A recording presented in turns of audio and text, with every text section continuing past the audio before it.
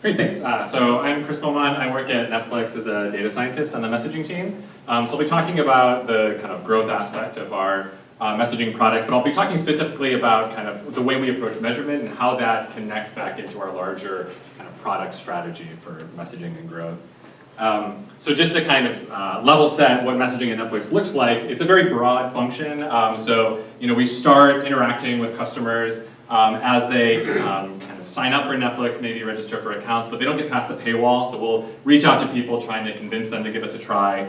Once people become members, we shift mostly to thinking of messaging as a content recommendation lever, kind of an extension of our personalization algorithms outside the product. But we're also performing some of the kind of like essential account actions like password reset, messages, suspicious activity notifications, things like that. And then for people who cancel, we try to get them back with rejoin messages. And I've shown email screenshots here, but we're also involved in push notifications, in-app notifications, WhatsApp, some SMS. So it's very broad, and I think one thing that makes messaging at Netflix maybe a little bit different than some other companies is we don't think of ourselves primarily as a platform that lets other parts of the business kind of like independently drive objectives. We try to centralize a lot of that ownership, so we like to think of messaging kind of like coherently across the entire customer lifecycle. And that also influences kind of like how we measure. Like when we think about measuring success, we aim to find things that we can apply uniformly from kind of like non-member to current member to former member. So generally, I think I'll be focusing on the kind of first and last category in this talk, since this is the growth meetup. So those are our kind of like people who drop off in the sign-up funnel, mostly at the paywall. So we kind of lean into the fact that these people have less familiarity with Netflix. We're trying to educate them, make them feel better about giving us their payment info. And then people who have canceled Netflix, which we try to lean more into the fact that we have a relationship with these people. We try to kind of lean into the fact that they're more familiar with the product. We emphasize things that have changed since they left. Those are our general tactics. And when we think about kind of measuring the success of these tactics, we have two broad pillars. The first is A/B testing. I think that's kind of like the gold standard for a lot of data-driven organizations. We run a lot of A/B tests, and the main benefit of A/B testing, right, is that we can directly measure interesting causal effects that we care about. So we can directly measure if we're driving incremental acquisition through our messaging tactics or not.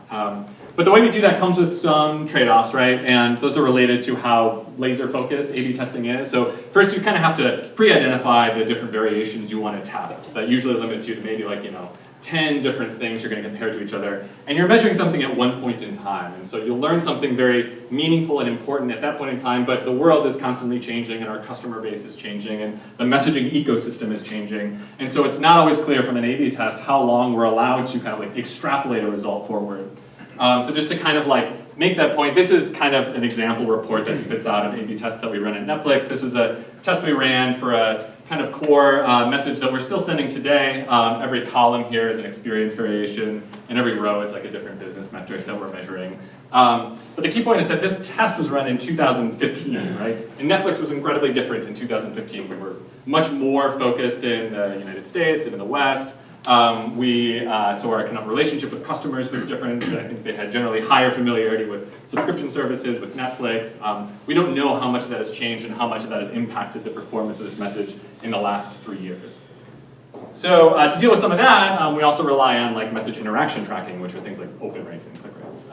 And so that has the benefit that we can do it for everything. So it's like a very broad picture about what's going on in messaging. We can measure very long time-based lines.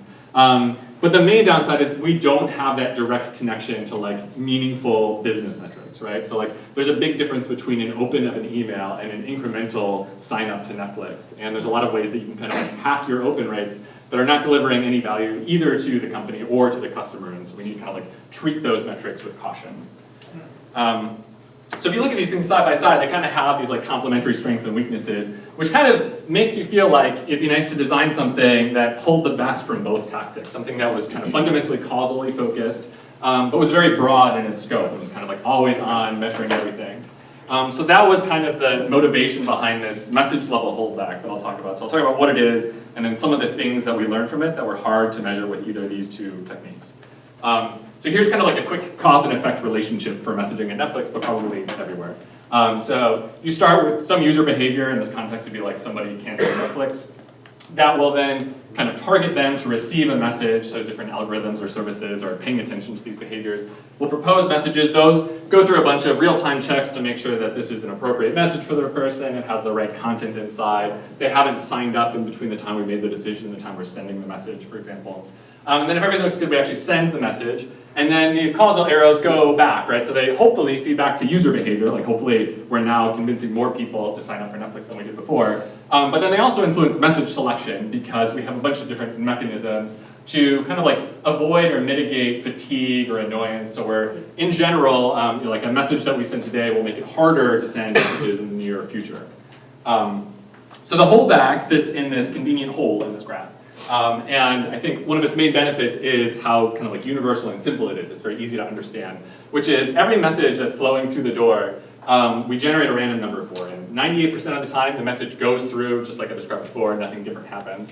But 2% of the time we give you the red pill instead of the blue pill, and we drop the message. So the customer never receives the message. We log this message as having been dropped from our system. And importantly, we do actually like feed back this arrow. So like all of our systems that think about messaging will treat this message as having been sent, and they count towards quotas and frequency caps and all those things. But this arrow on the bottom doesn't exist. Like the user's behavior doesn't change because they never realized that we had at one point intended to give them a message. And that's the key difference. So what that means is that we can take a collection of messages, which will now be kind of a mixture of messages that were actually sent and messages that were held back, and we can look at a downstream behavior like sign-up rate. And the average difference in sign-up rate between these two collections of messages is the average causal impact of those messages.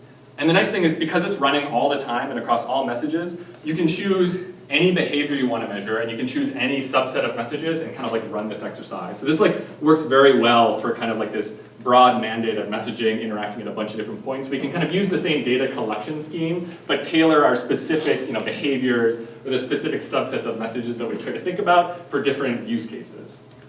So some examples of things that we've learned from doing this. This has been running for about 2 years now at Netflix.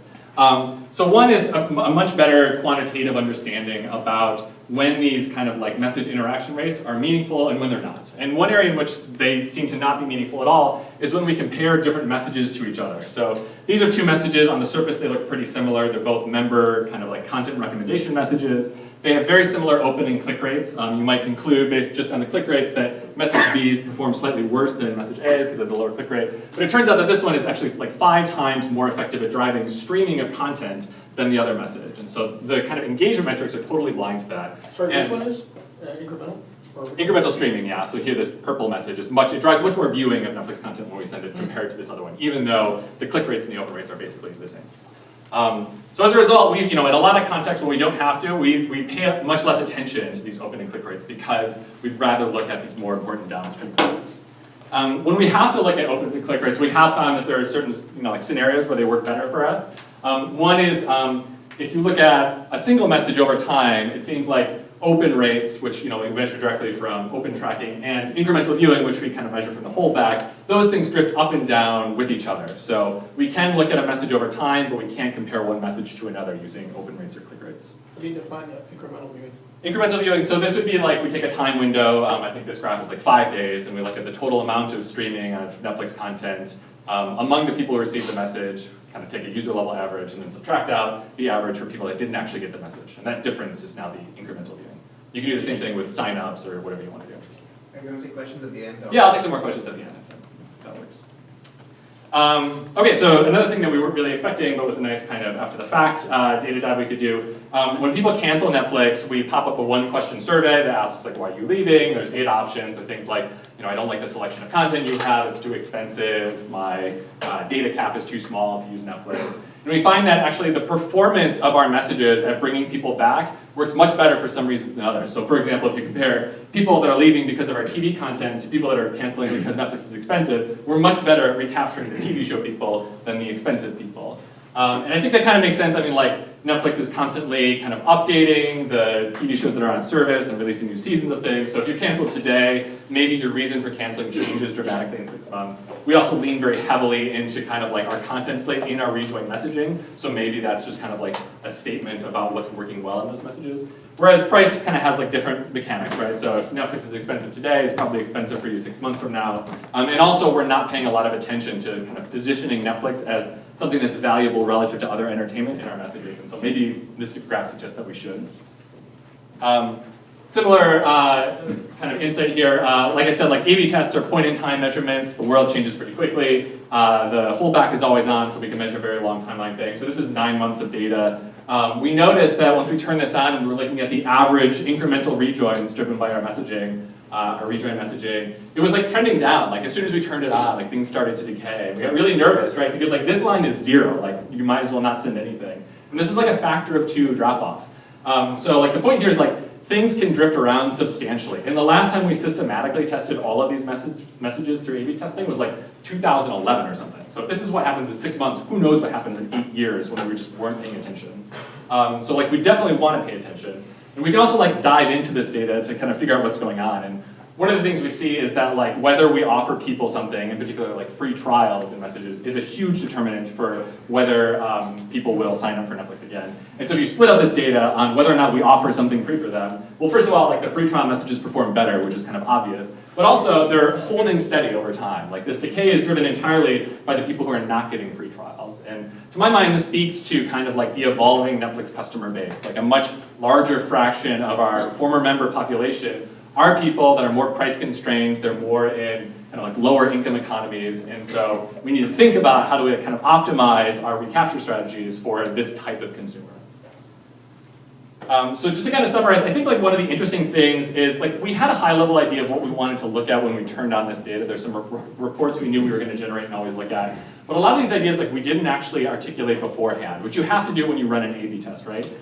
So kind of the interesting thing I think this does is it kind of like instruments a layer on top of the data we already have that allows us to do more like causally interesting data mining. We can kind of go back as our knowledge of the business evolves and we come up with new questions and answer questions more quickly and more kind of like interestingly than we could have if we only had open rates. So we can run tests more quickly, we can kind of monitor all of our message performance. There's changes we've made to messages, and there's even some messages that we've sunsetted because we realized that between the time we tested and today, they just aren't working well anymore. And that opens up kind of capacity for sending higher performance messages. So just wrap up by mentioning, if you want to learn more about messaging in Netflix, you can go to this URL. We're also part of this kind of fledgling product messaging community. It has a blog. We love contributions to that group. That's product messaging. And of course, we're hiring. Why else would we be here? So you can talk to me or George in the back, who actually hires engineers.